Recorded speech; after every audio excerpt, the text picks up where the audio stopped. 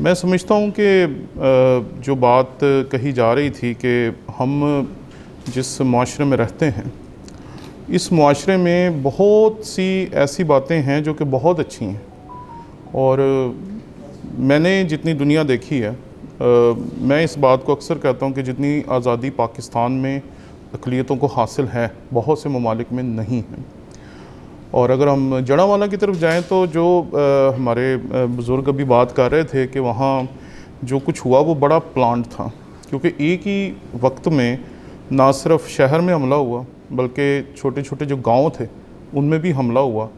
और वो समझ से बाहर था, क्योंकि गांव के लोग तो एक ही जगह पे बैठते हैं, एक ही जगह पे रहते हैं, एक ही जगह पे खाते हैं पीते हैं, और उनका आपस में बड़ा गहरा भाईचारा होता है। तो वो समझ से थोड़ा सा बाहर था कि उनको किस तरीके से मैनिपुलेट किया गया। नई नस्ल को जिस तरीके से इन्वॉल्व किया गया वो बहुत ख़तरनाक है, क्योंकि जो आज बच्चे हैं कल वो हमारा मुस्तकबिल है। तो अगर हमारी जो नई नस्ल है वो इस तरीके से मैनिपुलेट हो रही है या इस तरीके से उसको मैनिपुलेट किया जा सकता है, जो कि हमने देखा भी, तो ये ख़तरनाक एक पहलू है। और इसके बारे में हम जो यहाँ पे एजुकेशनिस्ट काफ़ी ज़्यादा यहाँ पर जमा है, तो हमें इस बारे में सोचना पड़ेगा कि हम किस तरीके से इन्फ्लुएंस हो सकते हैं। और मैं जब वहाँ गया तो मैंने जाके अपनी आंखों से देखा, वहाँ लोगों के अंदर खौफ बहुत ज़्यादा है। और हम यहाँ तस्वीरें देख के, वीडियोस देख के, डॉक्यूमेंट्रीज़ देख के बहुत सारी बातें कर लेते हैं, लेकिन अगर वहाँ का दुख और कर्ब देखें तो वो बहुत ज़्यादा है।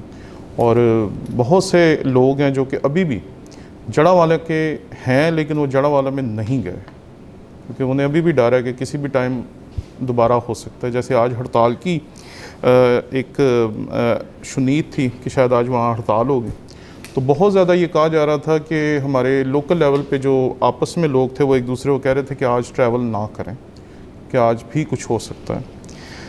और ये डर और ख़ौफ तो रहेगा, और पता नहीं कितनी दहाइयों तक रहेगा, हम इसे ख़त्म नहीं कर सकते। लेकिन यहाँ जो एक चीज़ बड़ी खूबसूरत है वो ये है कि हम सब एक प्लेटफॉर्म पे इकट्ठे हैं, यानी कि हर मजहबी आलम, चाहे वो किसी भी फ़िरके से ताल्लुक़ रखता है, चाहे वो कोई भी है, वो एक ही बात कह रहा है कि जो जुल्म है वो जुल्म है। और जहाँ ये बात है कि जी इंसाफ होना चाहिए, तो वहाँ मज़े की बात है, आप जो बात कर रहे हैं वही हम भी कर रहे हैं, कि हम भी ये कह रहे हैं कि जिसने कुरान की बेअदबी की है उसको पकड़ें, उसे करार वाकई सज़ा दें। और आप भी ये कह रहे हैं कि जो मुजरम है उसे सज़ा मिलनी चाहिए। तो ये बड़ी कमाल बात है कि हम दोनों एक प्लेटफॉर्म पे हैं और दोनों ही मज़लूम हैं।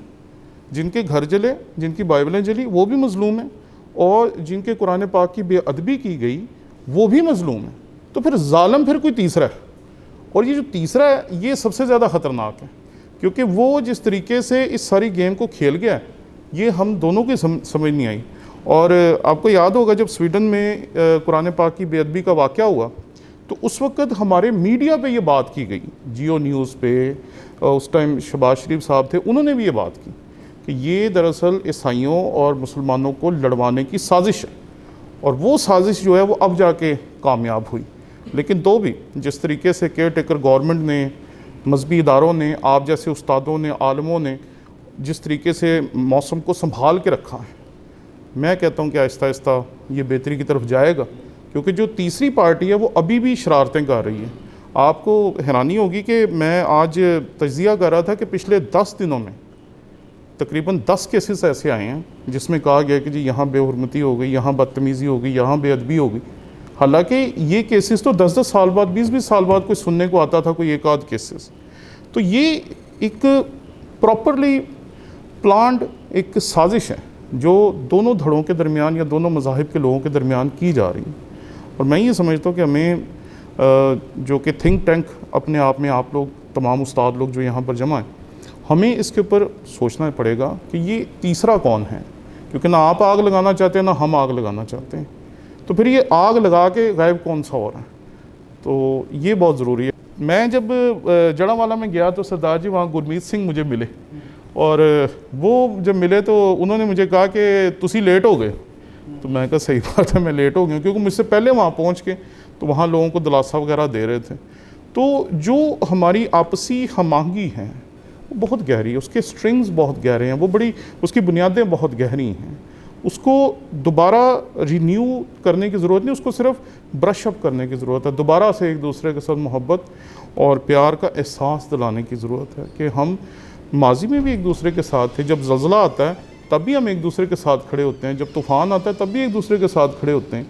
तो अब जब ये भी एक कह दें कि एक तूफ़ान ही है जो कि हमारे मुल्क के अमन व सुकून को, आपस की मोहब्बत और भाईचारे को तबाह करने के लिए है, तो मिल के इसका मुकाबला कर सकते हैं। इतनी बड़ी चीज़ नहीं है मेरा ख्याल है। बल्कि मेरी दुआ है कि मैं खुदा का खादम पादरी होते हुए ये दुआ करता हूँ कि खुदा करे कि आपकी, हमारी और पूरी पाकिस्तान की जो इंतज़ामी बॉडी है, जो थिंक टैंक्स हैं, जो मुफक्किरीन हैं, इन सब की मिली जुली कोशिश से दोबारा पाकिस्तान में वही सलामती की फ़ज़ा कायम हो जो माजी में कायम रही हैं। शुक्रिया।